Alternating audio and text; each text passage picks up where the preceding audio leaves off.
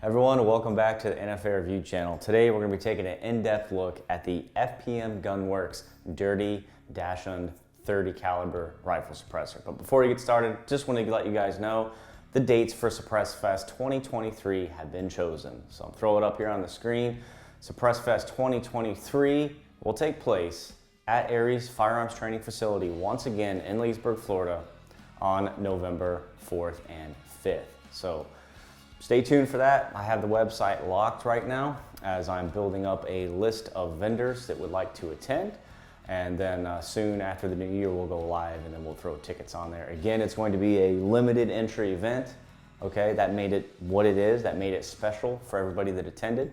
So it's gonna be a 2-day event and we're gonna limit entry for both days to make it good for you and the vendor so you guys can actually enjoy shooting, converse with each other, learn about products, and not wait in line too long. So stay tuned for that. That's going to be huge. 2022 Suppress Fest was a huge success, and I'm really looking forward to continuing that format while making improvements to make 23 even more special.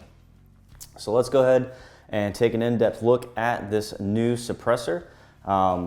Made a couple waves recently with their claims to low back pressure. Claiming that you will not get a lot of back pressure through the charging handle area on an AR-15 platform. So we will be shooting an AR-10 and a AR-15 today when we hit the range. So let's go ahead, take an in-depth look at this bad boy, and then we'll hit the range and get started.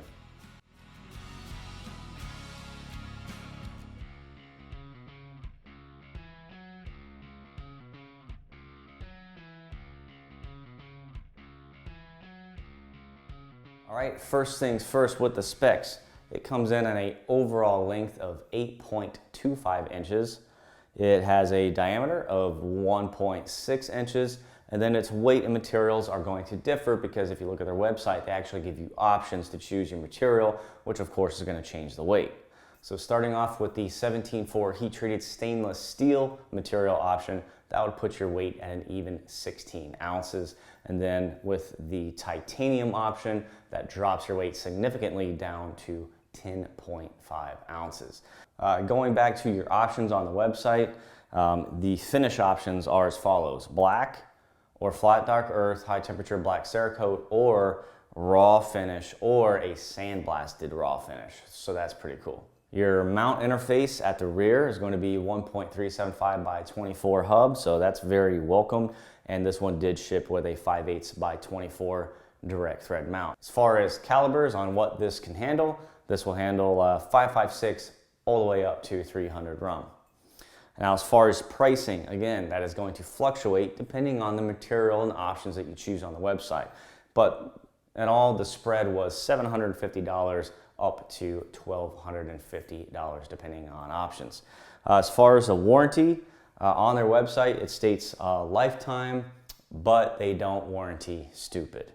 There's actually some companies out there that do warranty stupid. I want to say a recent one I heard of, I forget the manufacturer, but the customer actually slammed their suppressor in their safe door and collapsed the tube stack, and the manufacturer repaired the can. I don't think they, paid for a new tap stamp, but they did fix the can, which I thought was pretty cool. But regardless of what their website states, most suppressor manufacturers out there, including FPM, they're not going to leave you with your pants down if you blow up your suppressor.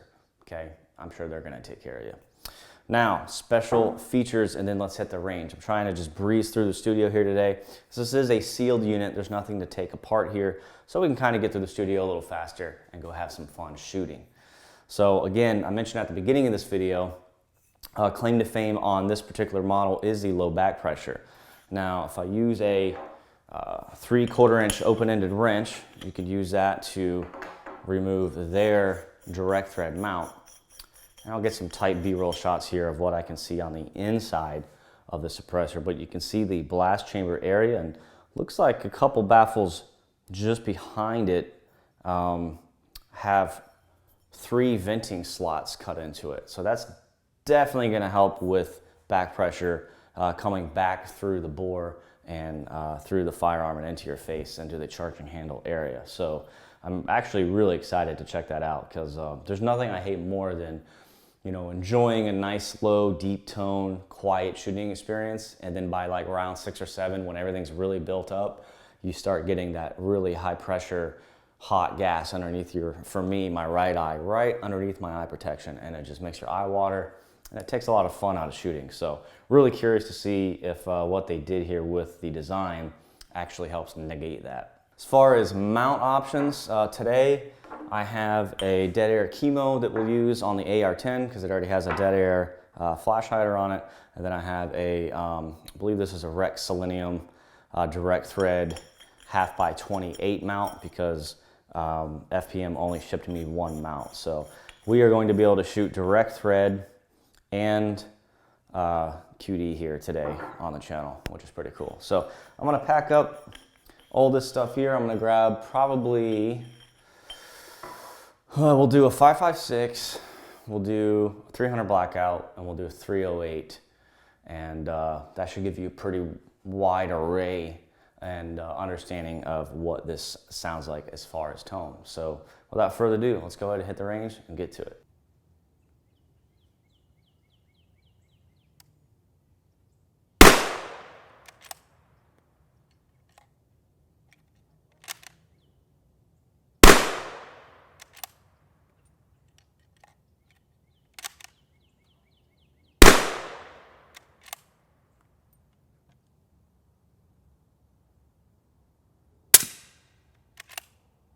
Damn.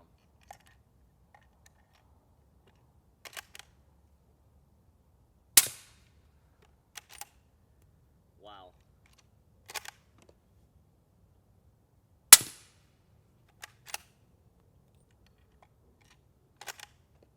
Steel.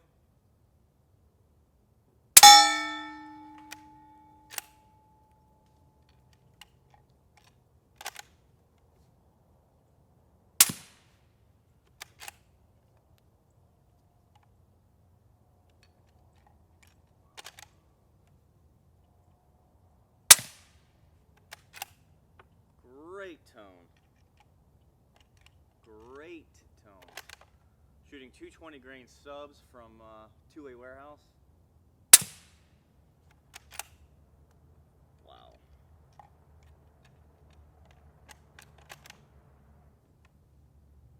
Cardboard.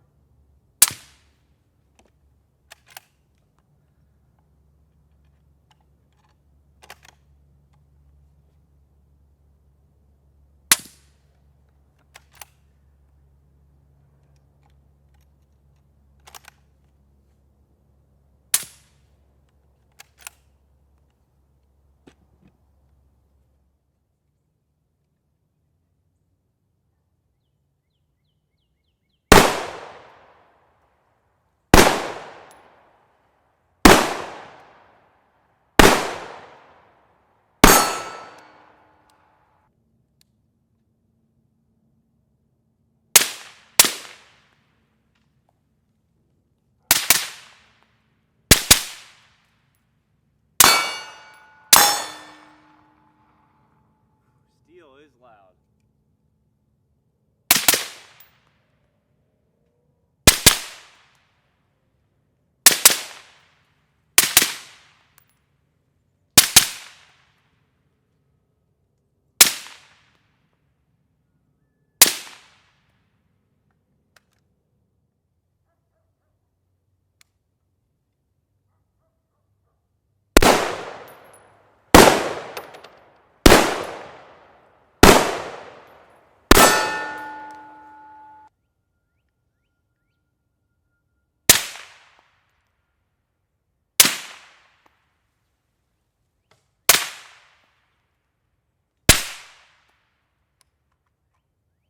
Malfunction.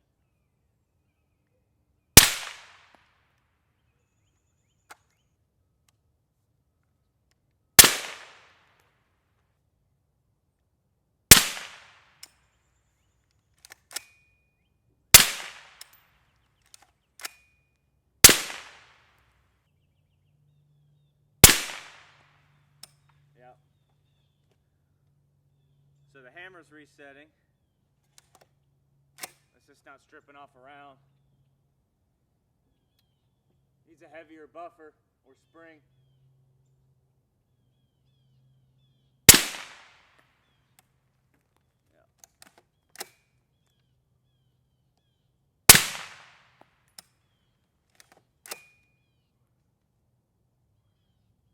Steel.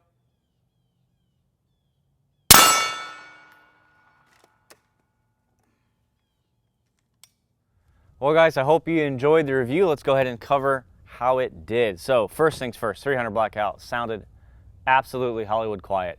The tone profile reminded me a lot of the CGS Group Hyperion. It's that good. That's a good flagship suppressor to compare it to. The tone was very nice, very pleasing, not disruptive. The sound didn't seem to travel far over distance. Really sounded good. I mean, really did, guys. I mean, just stamp of approval there for 300 blackout, especially on a bolt gun here. Shooting 220 grain subsonic, bought it on freedommunitions.com. Different than the 200 grain 300 blackout we've been using. You've seen in past videos that some of them were going supersonic. We didn't have any problems with that today with the heavier 220 grain. So again, back to 300 blackout, sounded absolutely great. We'll circle back to that at the end. 5.56 Geisley Super Duty. This is just a stock rifle here. 16-inch barrel.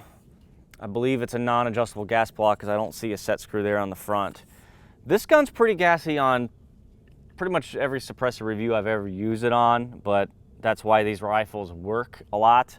They've kind of right there in that middle ground of not too overgassed where it's gonna overrun the bolt speed like this did, and you know, kind of function suppressed and unsuppressed. It's just not enjoyable.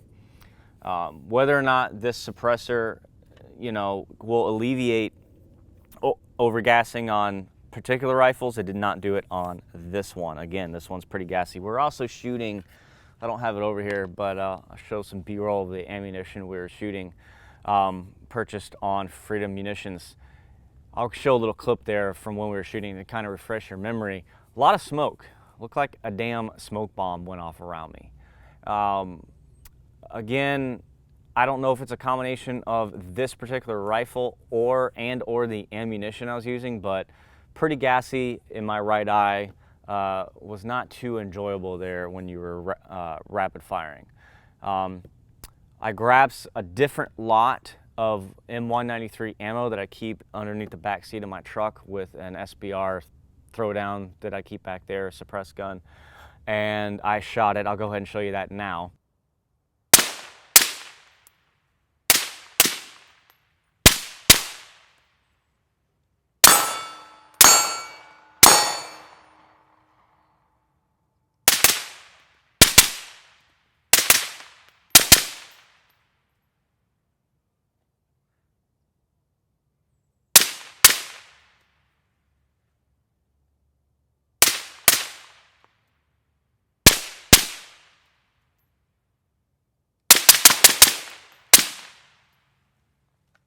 And it was still gassy, but again, same ammunition type, different lot, different brand. So on this particular gun, the tone was great though. The sound profile was good. Nothing to complain about there, just a little gassy on this particular Geisley Super Duty. I wish I would have brought a different AR-15, but they're all really short barrels. Moving up to the Armalite AR-10 chambered in .308. While we're on this was less gassy than this. And when we're shooting a 5.56 through a 7.62 bore aperture, you have better gas flow movement, okay? Because that projectile is not corking up the baffle stack. Whereas on this one, you're pretty much occluding the baffle stack the entire time you're shooting, yet this one exhibited less gas to my right eye, which leads me to believe that, again, going back to the Geisley, this is just a really overgassed gun from the factory. Sound profile, great on this.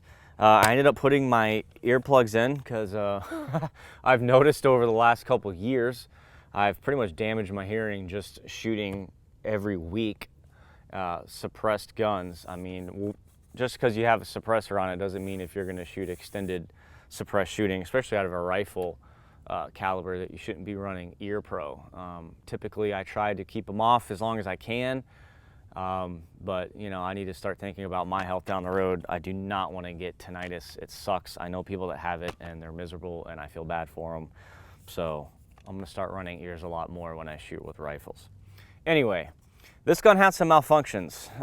What I figured was happening was the bolt speed was so high, the carrier was moving so fast, and you could tell because between the unsuppressed and suppressed rounds, it was just really slamming my shoulder. You could feel that carrier just bottoming out in the back of this buffer tube.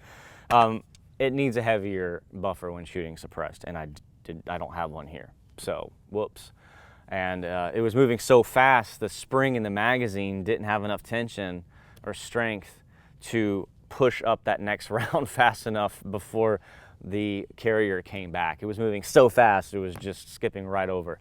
Because the chamber was closing and the hammer was resetting, but the round was not moving up into the chamber. So I had to basically manually feed it each time. As far as tone, sounded good. Sounded really good. And again, wasn't gassy. So if I had a heavier buffer, this would have been a real winner here today. But oh well. So circling back to this bad boy, stay tuned at the end of today's video. I'm going to do a little 20-second shooting deal of this with the 220 grain 300 blackout from downrange. I'm going to change out the microphones here so you guys can hear what it really sounds like, because you really got to wear nice, good, high-quality earphones. Again, you're not going to hear the loudness levels of shooting guns, okay? That's impossible for any microphone to pick up. But you can differentiate between tone differences through brands and calibers and stuff that I do out here on the range. So make sure you wear something good here and just experience what I'm experiencing out here, because it really sounds phenomenal on this 300 blackout. A little information about FPM.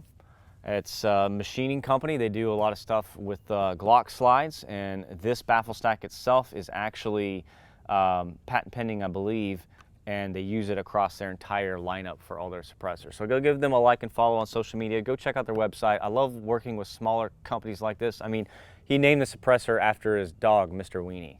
So it's pretty cool. So I love helping the smaller companies out, kind of get them some brand awareness out there so people check out their stuff. I'm really hoping they have a open schedule for the end of next year for Suppress Fest 2023. I would love to have them out for you guys to experience what I just did in person. That's all I have for you today, guys.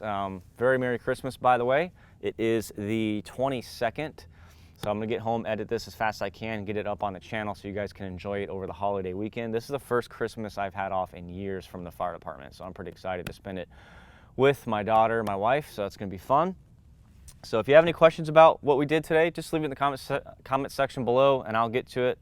I usually try to answer all the questions that are left down in the comment section, and like and subscribe to the channel if you feel like it. That's all I have for today, guys. See you next time.